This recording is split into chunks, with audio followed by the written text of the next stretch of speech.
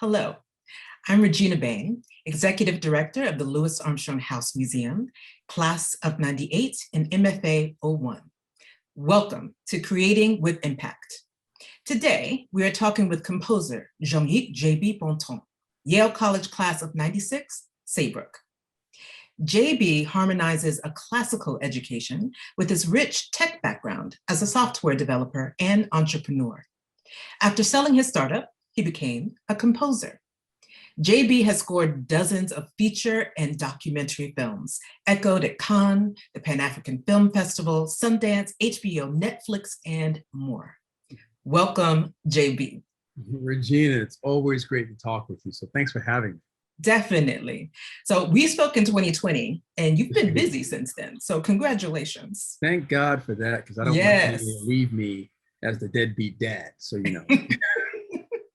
Exactly. So one of your recent films is the documentary, My Name is Paulie Murray, chronicling the legendary but little-known life of the namesake of one of Yale's newest residential colleges. So tell us about your experience creating the score for that film. Well, like most people, I didn't know who Paulie Murray was because I think it's a travesty in our education that we don't understand the impact that Paulie had on our society and our country. I mean, if you think about it, Paulie built the scaffolding that both the civil rights movements and legal cases around, as well as the women's rights movement. Paulie architected those arguments that were used by Ruth Bader Ginsburg and Thurgood Marshall in their team. So for us to not understand who Paulie Murray is, I think it's a travesty. And as soon as they approached me about the project, I did my research and I was like, wow, Paulie Murray is an American hero. And Paulie needs to be celebrated. And I was so excited to be part of this project. Like most of the projects that come to me, it was done through a referral. And the folks were looking for a composer. It was the directors who did RBG, Julie Cohen and Betsy West, who did RBG. And they were looking for a composer. So the producer and the editor started reaching out to the network looking for someone, and they came across me through a referral, listened to my music on my website. And, you know, the editor, Cinque Northern, he and I become friends, he said, well, you know, the music on your website wasn't right for our show, but every track that I listened to, I felt something, and it said something emotional. And that sort of captured his ear and his imagination. And they reached out. I went to New York to meet the team. We, chatted a lot about what the documentary, the point of view of the documentary. I brought my ideas about how I wanted to celebrate Paulie and really have the music support this idea that Paulie is an American hero and have the music herald Paulie's achievements. And they were into that. And I guess they hired me. The rest is history. Well done them. Well done you. So you've said that you think of the music of a film as a character, which I think it's fascinating, that the music is a character, a specific person in the story of a film. So what was that character in My Name is Paulie Murray? Well, I mean, when filmmakers put their films together, everything that you see or hear was intentionally placed there for a reason, right? I always like to think about production design. And of course, this is more for fiction films, not necessarily documentaries, but production design. Like every picture that's on the wall, every vase that's in the background, is placed precisely, and it's all part of the storytelling, right? Music needs to be the same thing. It's not just haphazardly there. It needs to add a perspective that you don't see or hear already on screen. I mean, a professor once told me, why put a hat on a hat? So why put music to picture that's basically just regurgitating or reverberating what's already being said? So is there another sort of angle, another sense of depth?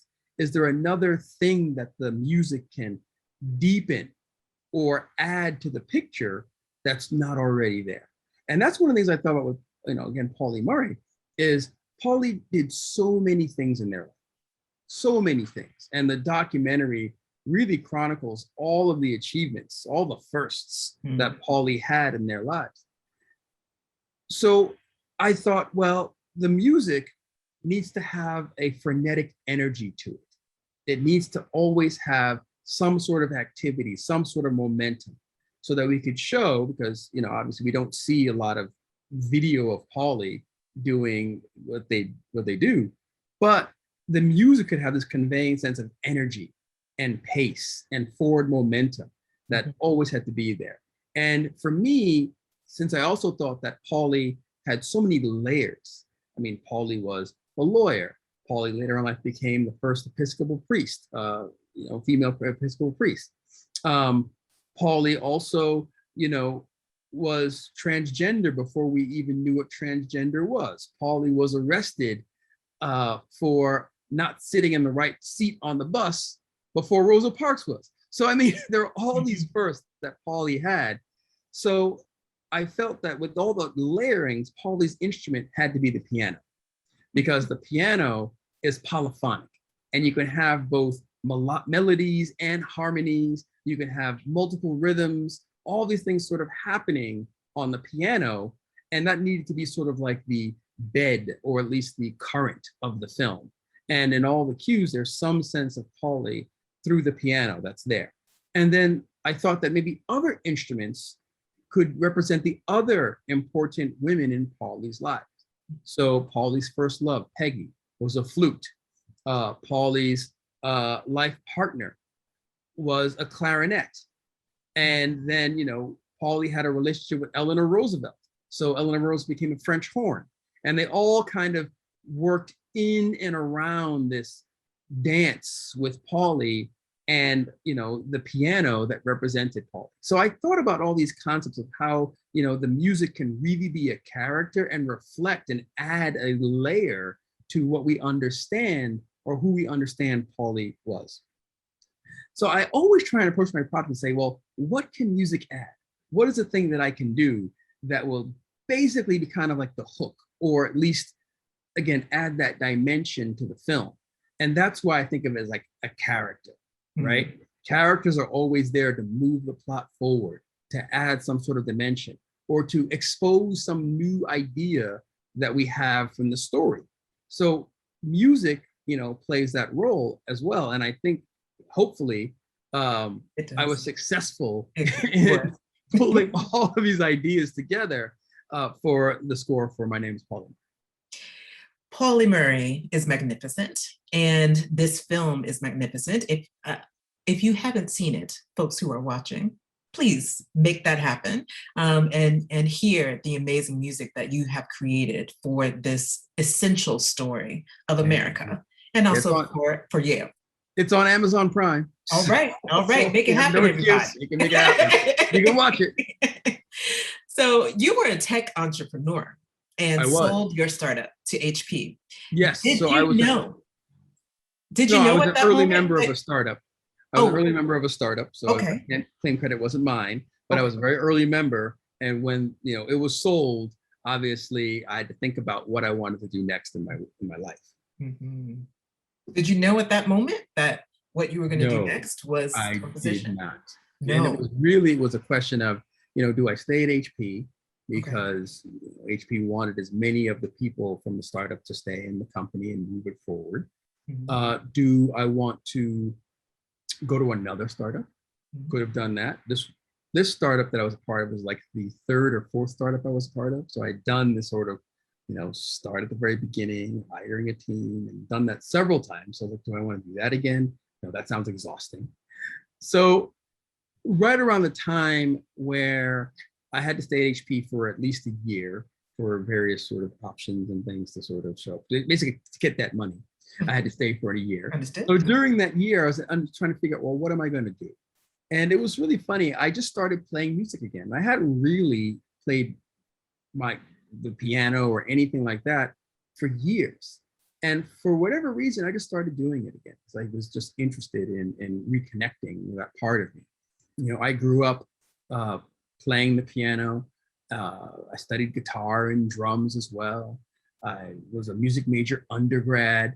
So all these things, music was such a rich part of my life. I even, ran the Morse recording studio while I was at Yale. So music was always a part of who I was. And then when I went into software, I kind of left it. So I started to get interested in music again. And I just started playing around with this thing called GarageBand on my laptop. And I just started writing some music. I was like, okay, this is actually kind of cool. And I shared it with another Yale alum, my classmate, Gina Brown. And I shared it with her, something I had written. And she said, you know what, that sounds like film music. And I was like, wait, there's music in film? Huh? And this sounds like film music? Wait, people get paid to write music for film?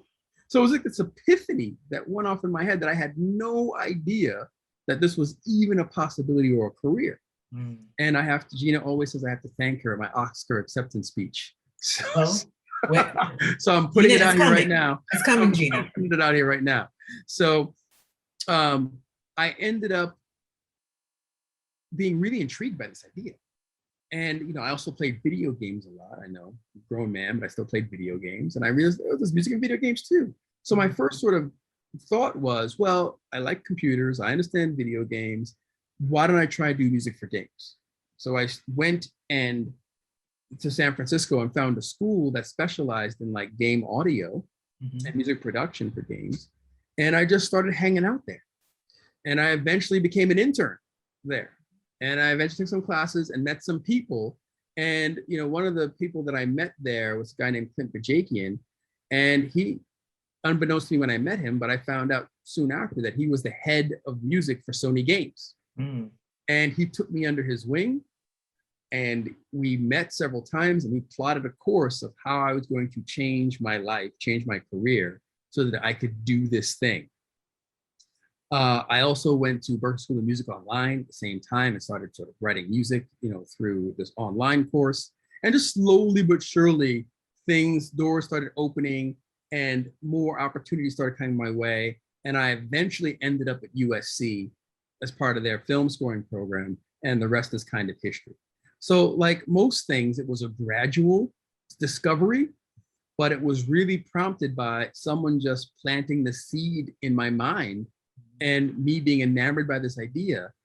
And also, I soon found out that this is something that I wanted to be world class in. And I'm throwing it out there. That is something that I wanted to be the best I could possibly be. And I didn't mind spending every waking moment and resources investing in myself and in my craft to be that person.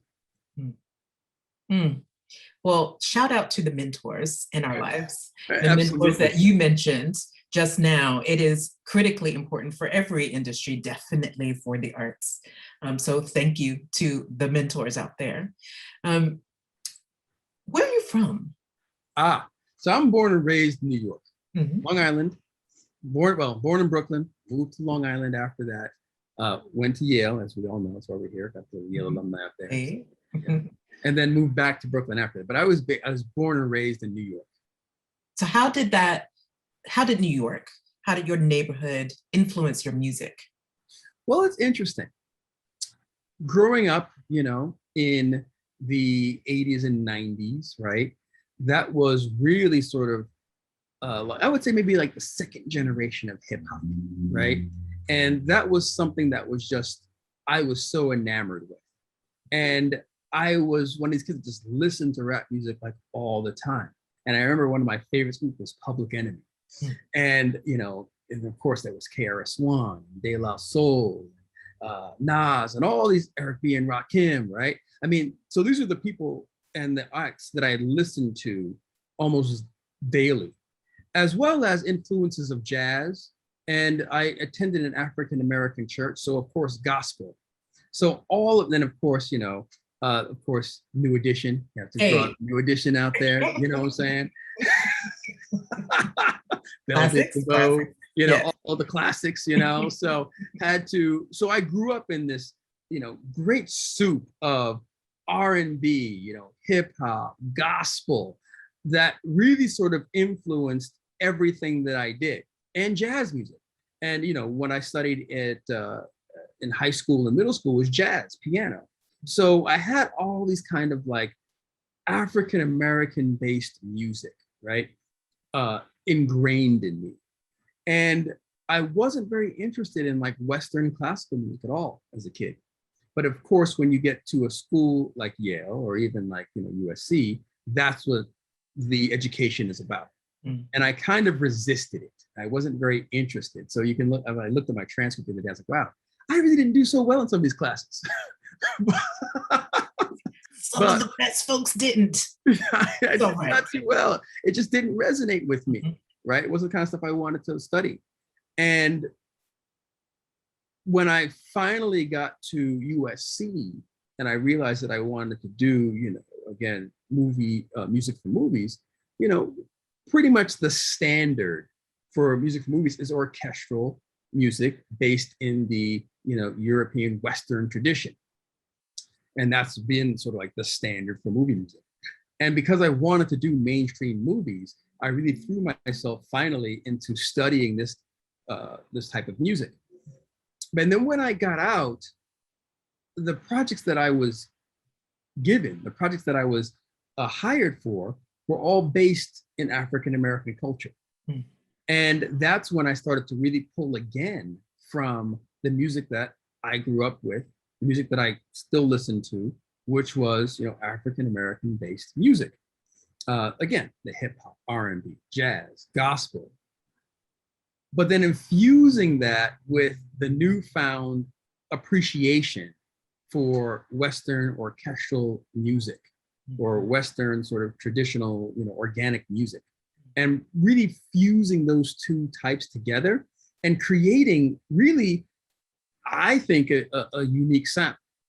One that allows the music that I write, which obviously is mostly instrumental, to fit or to work with picture, but at the same time, add an authenticity to the kind of stories that I was invited to participate in, which pretty much starred, African-American Black people on the screen.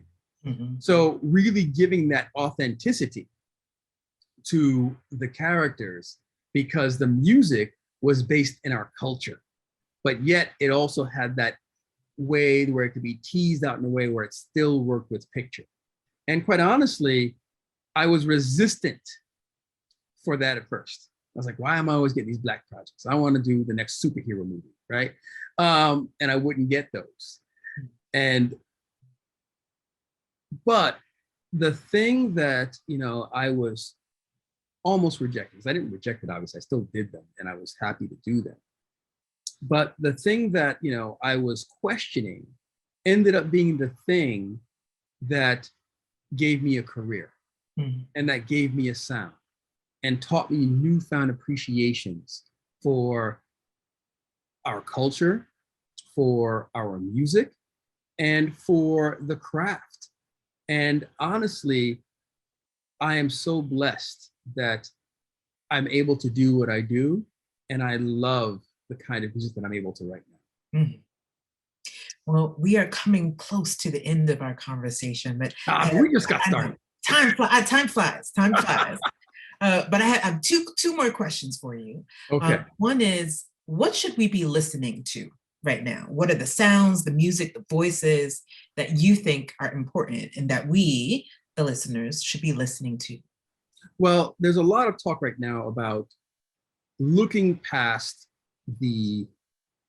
basically the dead white people for our orchestral or classical music, right? For our concert music. And there are African Americans have always written music for the concert stage. I mean, you could look at people like Alice Coltrane, who was always written, for the concert hall.